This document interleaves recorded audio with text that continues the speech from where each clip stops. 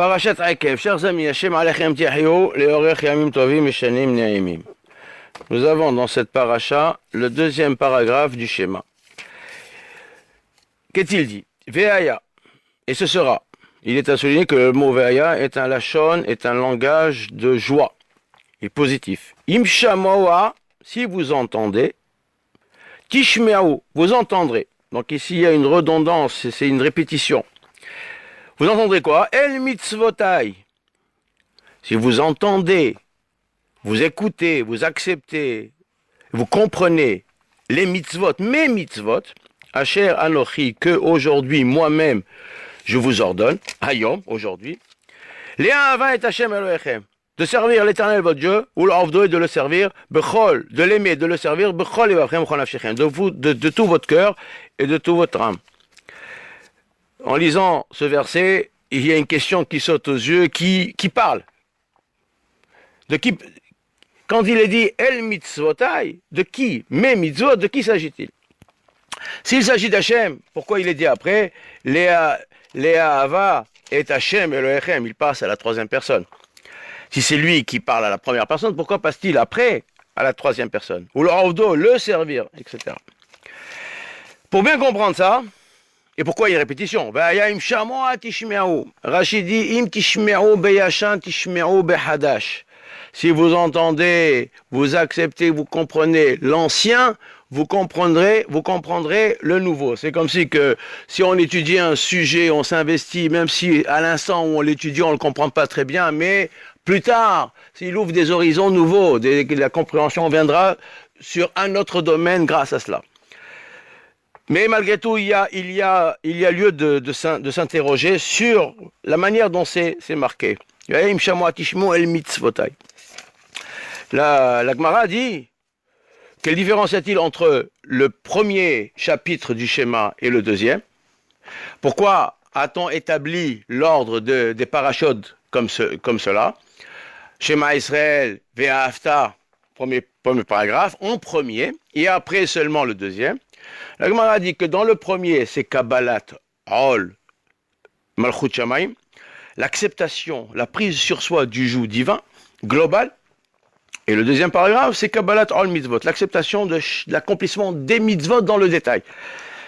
Donc, c'est prioritaire. La question qui se pose, et nombreux sont ceux qui posent la question, c'est que même dans le premier paragraphe du schéma, il y a de nombreuses mitzvot. Là déjà, la première mitzvah, c'est d'aimer Hachem.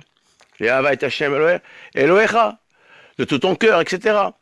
Après, il est dit, Velim Vedi Bartabam, il faut étudier la Torah, il faut en parler, il faut lire le schéma, il faut l'enseigner à ses enfants.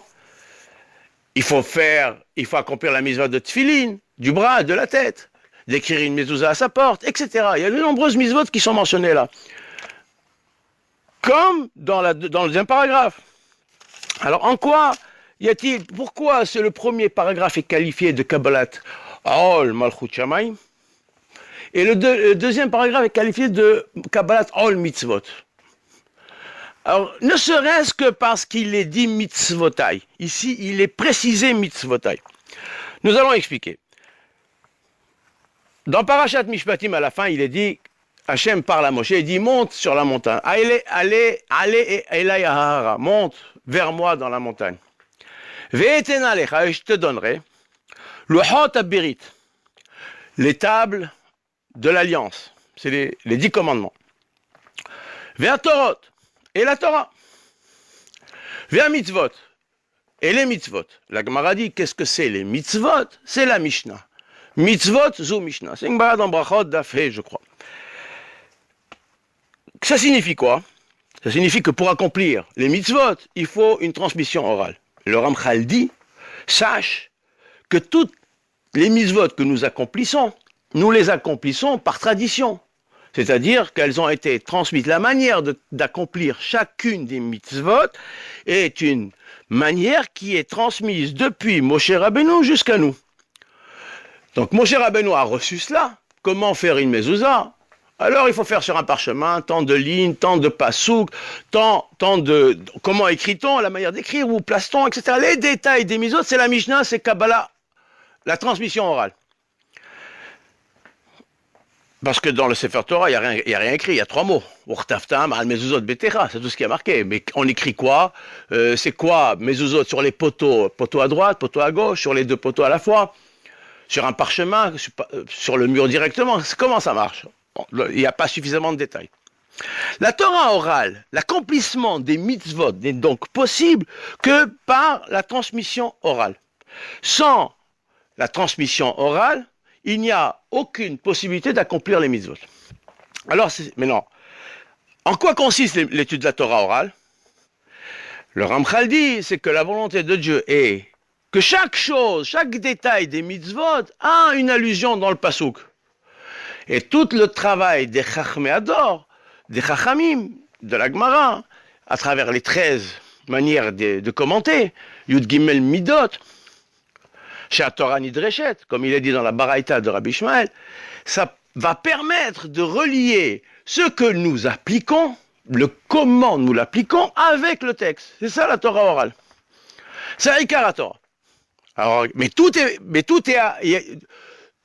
le détail de chaque mitzvah, il y a une allusion dans le Sefer Torah. Alors c'est ce qui est marqué ici. Vehaya, im shamoa. Si vous entendez, il s'agit du vieux, nous avons dit, de ce qui est ancien, c'est le Sefer Torah. Si vous entendez le Sefer Torah, vous savez l'analyser, tishme'u, vous entendrez behadash.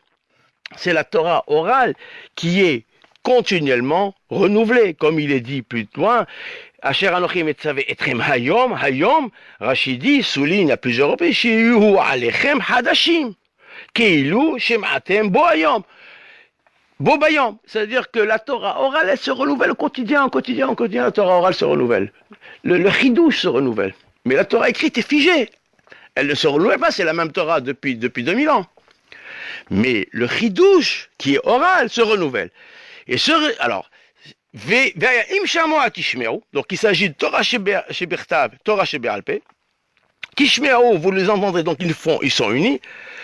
Et El Mitzvotai. De qui s'agit-il? Qui est-ce qui parle? C'est Moshe. La Torah orale, cette Torah-là ne peut être transmise que par Moshe. C'est la transmission orale. Et la mitzvah de Kabbalat Ol Mitzvot, c'est en fait la soumission complète devant la transmission orale qui est transmise par les maîtres, par les Chachamim. El Mitzvot, Asher Anochi Metzavé Etrem Hayom, que je vous ordonne aujourd'hui, les Hava et Hashem Elohechem. La finalité, c'est d'aimer Hachem. C'est pas d'aimer le rabbin, c'est pas d'aimer le chacham. Tout ça est canalisé, va mener à l'amour de Dieu total et parfait, le servir de tout le cœur et de toute votre âme. Donc nous soulignons ici que c'est marqué au pluriel, qu'il y a le mot Vaya qui souligne l'amour et la chose positive. C'est Vaya est un lachon de joie et de positif, parce que l'accomplissement, l'étude de la Torah, l'accomplissement des mitzvot, et la vie de Torah doit être une vie pleine de ferveur, de passion, d'amour et d'enthousiasme. On ne peut pas accomplir ni étudier la Torah dans la tristesse, dans l'amertume, avec angoisse, et ne pas être heureux de la faire. Tout ça doit se faire avec amour afin d'amener justement à l'amour de Dieu. Ça, c'est le premier point. Donc la différence qu'il y a entre Kabbalat Ol Torah, Ol Malchut Shamayim et Kabbalat Ol Mitzvot, c'est que la mitzvah ici, elle est dépendante de la transmission orale qui nous est parvenue par Moshe Rabbeinu et à travers les maîtres des générations. Ça, c'est une première chose. Deuxième chose, le passage continue. Alors après, Benatatim et Tarasechem, vous aurez les bénédictions. Je donnerai la terre, il pleuvra, le ciel donnera sa pluie, et la terre donnera son fruit. Tout ira pour le mieux, vous mangerez et vous vous rassasirez. Le Rambam, Perek Tet de Ilchot Tshuva, il pose une question fondamentale. Il dit, nous savons bien que la récompense des mitzvot n'est pas attribuée en ce monde. La récompense des mitzvot, c'est Ba'olam Haba, dans le monde futur. Alors il pose la question, il dit alors pourquoi la Torah, à plusieurs reprises, comme ici par exemple, vous accomplissez la Torah, alors vous aurez la bénédiction, la terre donnera son fruit, etc., toutes sortes de bénédictions. Et ailleurs il dit, et après il va dire, si vous ne l'accomplissez pas, alors vous aurez, la terre ne donnera pas son fruit, il pleuvra pas, vous serez chassés, etc., toutes sortes de malheurs. Pourquoi la Torah précise cela? Le Rambam précise là-bas dans Perek Tet de l'Chot Tshuva qu'en fait ce ne sont pas les récompenses des mitzvot. Si vous accomplissez, il nous explique, si vous accomplissez la Torah avec joie, ferveur, enthousiasme et amour d'Hachem sincère, sans intérêt, comme le souligne ici Rashi, dans notre paracha, sans intérêt, par amour, sans attente de récompense, alors Akadosh Baruch Hu vous donnera les moyens d'accomplir la Torah et les mitzvot de cette manière-là. Donc, toutes les bénédictions, les abondances et les brachot qu'on reçoit en ce monde ne sont pas la finalité, mais ce sont les moyens d'avoir la tranquillité d'esprit pour accomplir la Torah ou les mitzvot. Ce ne sont qu'un moyen. Maintenant, si nous ne savons pas utiliser ces moyens, ils nous seront enlevés. Et le Rambam dit, ne crois pas qu'on te les enlève pour te punir dans ce monde. Il dit, non, on te les enlève de ce monde, tous les malheurs et les problèmes qu'il y a, c'est parce que tu n'as pas droit au monde futur. Parce que tu ne sais pas accomplir la Torah avec joie et amour quand tout va bien, quand on t'enlève tout ce bien et on te met des problèmes, parce que tu ne mérites pas d'avoir le monde futur. Ce n'est pas une sanction dans ce monde. Donc tout ça, c'est la paracha qui suit. Après, il nous dit, Shamru lachem, prenez garde. Ne pas vous écarter, parce que comme malheureusement, quand tout va bien, on va se sentir veram levavechat, quand tout va bien, on se sent bien, il y a l'abondance, alors notre cœur s'élève et on oublie Hachem. Alors, Hachem bachem, et il va vous chasser, etc. Tous les problèmes qui peuvent survenir parce que nous n'accomplissons pas la Torah avec joie et ferveur et amour. Plus loin, il est dit, Vesamtem et devarai ele. Rachid dit, Vesamte, vous mettrez ces paroles-là en votre cœur. De quoi il s'agit? Sachez que toutes les mitzvot sont à accomplir, même après que vous partirez en exil. Toutes les mitzvot, comme le tzitzit, les tfilin, etc., sont à accomplir même quand vous serez en exil. Afin que lorsque vous reviendrez, cela ne vous paraîtra pas comme étant quelque chose de nouveau. Donc ici, nous avons l'accomplissement des mitzvot en exil. ושמתם את דבריי אלה על לבבכם ועל נפשכם, וקשרתם אותם להיות האתכם, mitzvot tfilin, c'est s'attacher à Hachem. Mais ici, c'est dit au pluriel. Encore une fois, tout le deuxième paragraphe est dit au pluriel. Vous les enseignerez à vos enfants, velimatem et benechem et daberbam, etc. C'est kium at Torah et à mitzvot. Comment le Ham Israël va pouvoir traverser l'exil? C'est à travers la Torah et les mitzvot. Si on arrive à traverser l'exil en accomplissant la Torah et les mitzvot, mais comment doit-on l'accomplir? Avec amour, toujours. Vous avez été chassé parce que vous n'avez pas accompli la Torah et les mitzvot par amour. Vous avez accompli en grognant, alors vous avez été chassé. Maintenant, si en galoute, vous arrivez à accomplir tout ça, continuer à mettre un tzitzit aux vêtements, une mezouza à ta porte, des tfilines, éduquer tes enfants, etc., avec amour, alors tu as une chance de revenir. C'est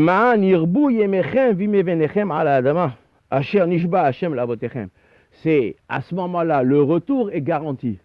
Le retour est assuré. Hachem a promis et a fait une promesse qui va tenir quand cela se réalisera de manière certaine. Donc nous avons ici toute la Torah chez Be'alpé, qui est Kiyum à mitzvot, c'est l'acceptation de Torah chez Be'alpé, la soumission à la transmission orale, aux maîtres qui détiennent le savoir, la compréhension profonde des mitzvot, ne pas se contenter de les accomplir de manière superficielle, ne pas se contenter d'accomplir cela en grognant, c'est très mauvais. Ne pas accomplir la Torah par crainte de la punition, c'est terrible. Rabbi Moshe Cordoboro dit que celui qui accomplit la Torah et les mitzvot parce qu'il a peur du fouet et il n'a pas peur de celui qui le tient, alors il s'attache, c'est proche de la superstition et de l'idolâtrie. Il s'attache aux midot, aux dînes terribles. Donc ça, il faut éviter. Faire savoir la crainte de Dieu, c'est une crainte de la puissance de Dieu, de sa grandeur. L'amour de Dieu, c'est comme dit le Rambam, au Perek 2 de l'Chot Yesodei Torah, c'est la compréhension de la grandeur de Dieu. médite et en approfondissant l'étude de la Torah, on ne peut découvrir que l'amour de Dieu. De sa Torah, on découvre l'amour de Dieu. De l'accomplissement des mitzvot, on arrive, c'est la tfila. L'accomplissement, la prière est marquée, le travail du cœur, nous disent les maîtres. Travail du cœur, quel est celui qui est le serviteur de Dieu? C'est celui qui sait faire une prière. Il ne s'agit pas de lire le Sidour, il s'agit de... La prière, c'est l'union totale de l'individu avec son Créateur. La prière étant une ascension vers les sommets, alors elle est construite sur quatre niveaux. On commence le premier passage de la prière. Les corbanotes, c'est monter un étage. Psuket Dizimra, encore un étage. Kriyat Shema et les brachot, c'est encore un étage. Et au moment de la Hamida, on est comme le Kohen Gadol qui rentre dans le Kodesh HaKodashim et il se fond dans la puissance de l'Éternel. Il est totalement annulé, il est totalement... il adhère à Hachem. C'est pour ça qu'on commence la prière par un pasouk. C'est comme si on demande à Dieu de nous ouvrir la bouche. Arrivé à ce niveau-là, nous n'avons plus la possibilité de parler. Quand nous sommes tellement proches de Dieu, collés à Dieu, nous perdons toute notre existence, n'existe plus. Nous fondons comme les anges fondent. Les séraphins fondent quand ils s'approchent d'Hachem. Nous sommes à ce niveau-là. Et c'est Hachem, il dit Hachem, Seigneur, ouvre-moi la bouche. Ouvre-moi les lèvres que ma bouche puisse dire tes louanges. Et c'est Hachem qui nous ouvre la bouche, qui nous laisse une place pour le louer. Et c'est ça, la finalité du Olam Haba.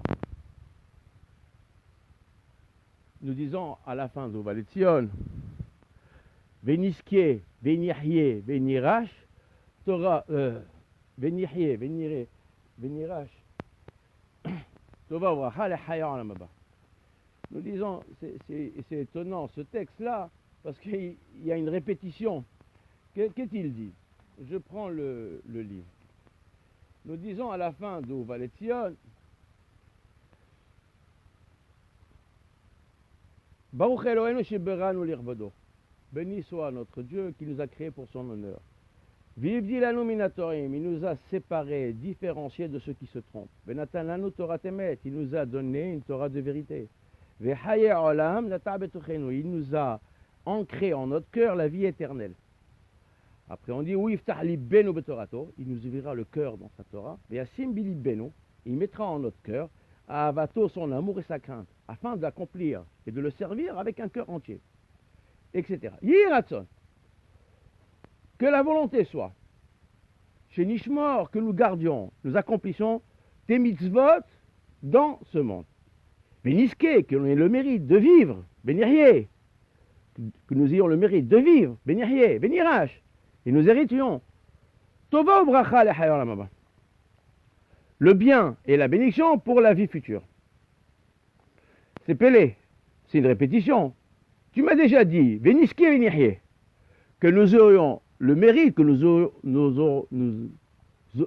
nous avons, Yeratzon, que nous ayons le mérite de vivre dans le monde futur. Après, il est dit, Tova Ovracha, la vie du monde futur. Il y a ici marqué deux choses. Il y a des gens qui s'imaginent que le monde futur, la récompense, c'est comme si qu'ils étaient invités à Euro Disney ou dans un palace 5 étoiles où ils peuvent profiter de ce monde et tout est gratuit. Le mérite des mitzvot, c'est comme un grand plaisir dans le monde futur, un palace où les gens, je ne sais pas qui est à notre service. S'il te plaît, il appelle le serveur un petit whisky, s'il te plaît, un petit foie gras, etc. Un grand plaisir. Ça, c'est ceux qui pensent que le Hayar Olam Haba, c'est la vie. Alors, c'est cette vie-là. Mais nous, on ne demande pas ça.